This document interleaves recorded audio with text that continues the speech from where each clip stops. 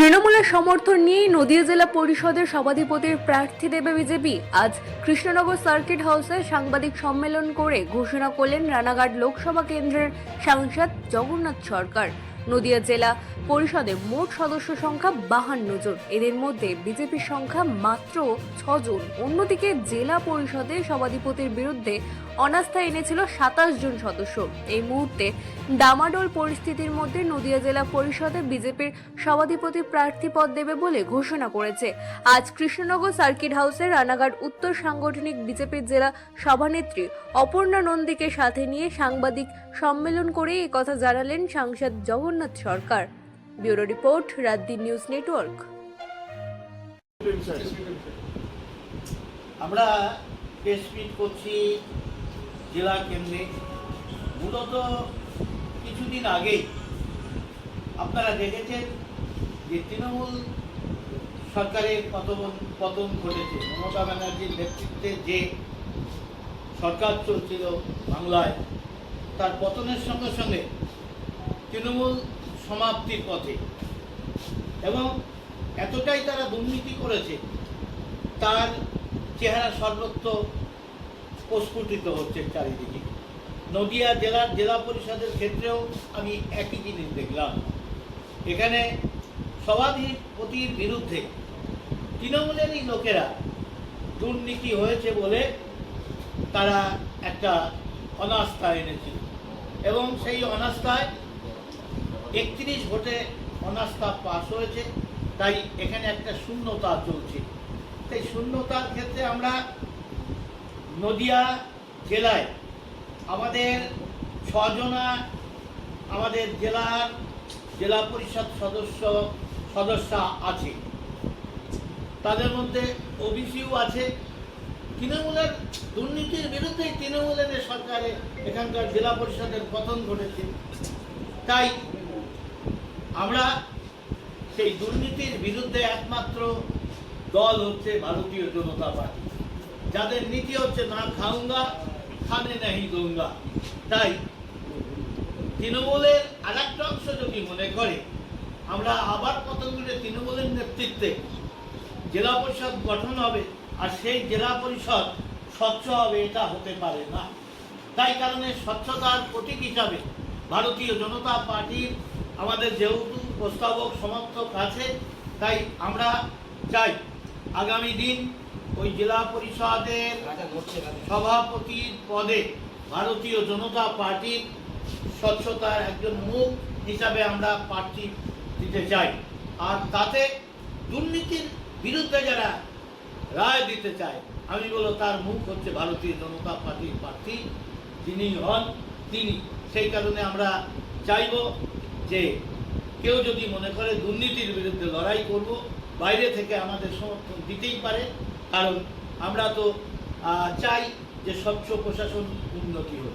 আরও এখানে একটা সুবিধা আছে, ভারতীয় জনতা পার্টির পক্ষে যদি সভাধিপতি হয় তাহলে প্রধানমন্ত্রীর স্কিম আছে যে অতিরিক্ত টাকা আনার একটা সুযোগ, ডিএম টু পিএম, অর্থাৎ জেলা শাসকের মাধ্যমে সরাসরি প্রধানমন্ত্রীর কাছ থেকে অতিরিক্ত টাকা এনে আমরা নদিয়া জেলা এমন একটা উন্নত জেলা, কৃষি নির্ভর, শিল্প নির্ভর, সমস্ত দিক দিয়ে উন্নত জেলা এবং বর্ডার এলাকা, বাংলাদেশের বিস্তীর্ণ এলাকা। তাই এই জেলার একটা গুরুত্ব অপরিসীম। এখানে চৈতন্যদেব জন্মেছিলেন এবং সাংস্কৃতিক দিক থেকেও এটা বাংলার মধ্যে উন্নত জায়গা। তাই সরাসরি কেন্দ্রের স্কিম আমরা ডিএনএর মাধ্যমে আনতে পারবো। 100 কোটি টাকা স্কিম এনে নদিয়া জেলার উন্নয়ন করতে পারবো। আমরা চাই দুর্নীতির বিরুদ্ধে যদি কেউ ভোট দিতে চায় অবশ্যই বিজেপির প্রার্থীকে ভোট দেওয়া উচিত, এবং কেউ যদি মনে করে উন্নয়নের জন্য রাজনীতি করবো তাহলে বিজেপিকেই ভোট দেওয়া উচিত। এবং আমরা উন্নয়নের ক্ষেত্রেও কোনো ধর্ম বর্ণ বিচার করি না, সবকা সাথ সবকা বিকাশের নীতি নিয়ে চলি। কে ভোট দেয় কে ভোট দেয় না আমরা এর বিচারে আমরা রাজনীতি করি না। তাই আজকে পিছিয়ে পড়া মানুষের উন্নয়ন করলে নদিয়া জেলার উন্নয়ন হবে। তাই আমরা মনে করি দুর্নীতিমুক্ত প্রশাসন আমরাই দিতে পারি। সেই কারণে জেলা পরিষদে যেহেতু আমাদের ক্যান্ডিডেট আছে, আমাদের পক্ষ থেকে আমরা প্রার্থী দেব। অন্যায়ের বিরুদ্ধে যারা লড়তে চান বাইরে থেকে সাপোর্ট দিতেই পারেন, এবং উন্নতির জন্য যদি করতে হয়, বিজেপির জেলা পরিষদ যদি গঠন হয় তবেই নদিয়া জেলার উন্নয়ন হবে। টিএম টু পিএম যে স্কিম আমরা দ্রুত সমাধান করতে পারব।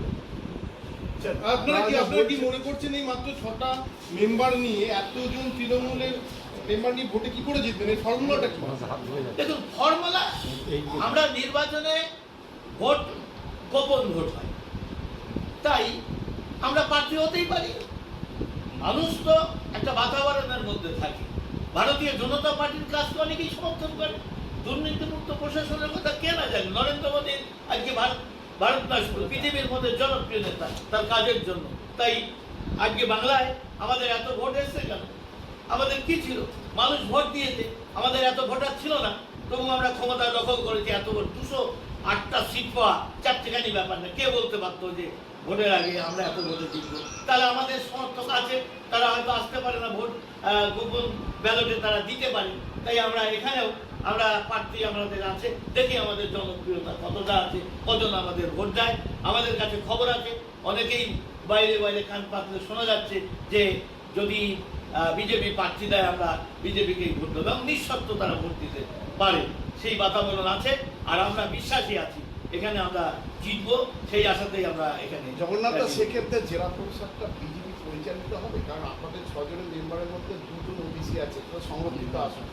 কিভাবে বিজেপি পরিচালিত হবে, নাকি বাইরে থেকে যেরকম ধরনের ক্ষমতা নিয়ে আপনাদের জেলা পরিষদ চালাবে? বিজেপি যদি ভোট পায়, সভাধিপতি হয়, সে আবার কি তৃণমূল পরিচালিত হয় না, বিজেপি পরিচালিত হয়? এটা কি এইটুকু না বুঝলে তাহলে সাংবাদিকতা না, তাহলে সেই লোকগুলোকে আপনারা বিজেপিতে জয়েন করে দেবেন। এখানে জয়েনের কি আসলো? কাজের জন্য আমাদের সাপোর্ট থেকে, এখানে জয়েনের কিছু নেই। আমরা তো বলছি না আমরা তাদেরকে দলে নিয়ে নেবো পতাকা। আর দল যদি সিদ্ধান্ত নেয় নেওয়ার, তিনি নেবেন, রাজ্য নেবে, আমরা নেওয়ার কি? আমরা এখানে আমাদের 6 জন ক্যান্ডিডেট আছে, আমরা সভাপতির পদপ্রার্থী ঘোষণা করছি। এই কদিন ধরে সোশ্যাল মিডিয়াতে কথা ঘুরছে ভালো তৃণমূলের, ব্যাখ্যা দেবেন একটু? আমি তো এই কথা বলিনি। তো মানুষের মধ্যে ভালো মন্দ থাকে, ব্যাখ্যা কিছু নেই, এটা ন্যূনতম ব্যাপার। সব দলই সবাই যে খারাপ আছে তা নয়, সব দলেই কিছু খারাপ লোক থাকে, সব দলেই ভালো লোক থাকে। বিজেপিতে বেশি ভালো লোক আছে, তৃণমূলে কিছু কম ভালো লোক আছে, কিছু তো আছেই, তাই সেখানে ভালো তৃণমূল হতেই পারে। 6 জনের মধ্যে লড়াইটা করবেন, না অন্য কাউকে আবার ওদের মধ্যে থেকে ভাগ করে এসে দাঁড়িয়ে পড়বে, এরকম কিছু হবে না? আমরা তো লড়াই দিচ্ছি আমাদের প্রার্থী, আমাদের বিজেপির সমর্থনে, বিজেপির প্রস্তাবে আমাদের ক্যান্ডিডেট আছে, আমরা পদপ্রার্থী করব। জগন্নাথ, যার বাড়ি থেকে 3 কিলো সোনা পাওয়া গেছে, অর্থাৎ তিনিও নাকি বিজেপির সাথে, বিজেপি নেতৃত্বের সাথে যোগাযোগ করেছে, সেও সভাধিপতি পদপ্রার্থী, তার বিষয়ে কি বলবেন? এখন কে প্রার্থী? গণতান্ত্রিক সিস্টেমে আমরা তো তৃণমূলের মতো পুলিশ দিয়ে আটকে দেবো, মারধর করে দেবো, এরকম নীতিতে বিশ্বাস করি না। কেউ যদি একাই দাঁড়াতে চায়, কেউ যদি সমর্থক একজনা পেয়ে যায়, দাঁড়াবে, কিন্তু তার যে দুর্নীতির ছোঁয়া লেগে গেছে এটা সকলেই জেনে গেছে। তাই সেটা কি করবে, সে ভোট পাবে কি না পাবে তিনি বুঝবেন, সেটা এটা আমাদের বিষয় না, এটা আমাদের দলের ব্যাপার, ওটা তৃণমূলের দলের যোগাযোগ ব্যাপার। করেছে এবং বিজেপি নাকি তাকে সমর্থন করবে বলেছে। আপনার যদি জানা থাকে কার সঙ্গে যোগাযোগ করেছে আপনি বলতে পারবেন, আমার জানা নেই। বিষয়টা হচ্ছে, যার বাড়ি থেকে সোনা পাওয়া গেল 3.5 কেজি, তাকে অন্যান্য কেসে আপনারা দেখি ইন্ট্রোগেশনের জন্য অনেকক্ষণ, সে যার বাড়ি যেরকম পাওয়া গেছে ইন্ট্রোগেশনের মধ্যে থেকে ভোটও দিয়ে গেল, তো আপনারা কি এই ক্ষেত্রে ব্যবস্থাটা কিভাবে নিচ্ছেন, প্রসেসিংটা কিরকম চলছে? যার বিরুদ্ধে ইনভেস্টিগেশন চলছে তিনি ভোট দিচ্ছেন, তিনি মুখ হয়ে যাচ্ছেন, কি করে হচ্ছে এটা সম্ভব? মুখ হয়েছে কি হয়নি আমি জানি না, তিনিই বলতে পারবেন। আমি তো জানি কোনো মুখ হয়নি। আসলে দেখুন, তার বাড়িতে সোনা পাওয়া গেছে, তার পৈতৃক সোনা না কিভাবে কিনেছে, বন্ধুর সোনা, এটা তো আমি বলতে পারবো না, তিনিই বলতে পারবেন। জবাব দিই, তিনিই বলতে পারবেন। আর পুলিশের কাছে তথ্য আছে, সেখানে জিজ্ঞাসা করুন, আমার কাছে না। জগন্নাথ দা, একটা প্রশ্ন, কারণ হচ্ছে গতকালই দেখা যাচ্ছে সোশ্যাল মিডিয়া জুড়ে যে শ্রমিক ভট্টাচার্যের হাত ধরে বেশ কিছু তৃণমূল জয়েন করে তৃণমূল থেকে বিজেপিতে যোগদান করছে। এই বার্তা কি আগামী দিনে কি নদিয়া জেলাও কি হতে পারে বিজেপিতে যোগদান করতে পারে তৃণমূল থেকে? রাজনীতি জাতীয় মৎস্য চাষী দিবস উপলক্ষে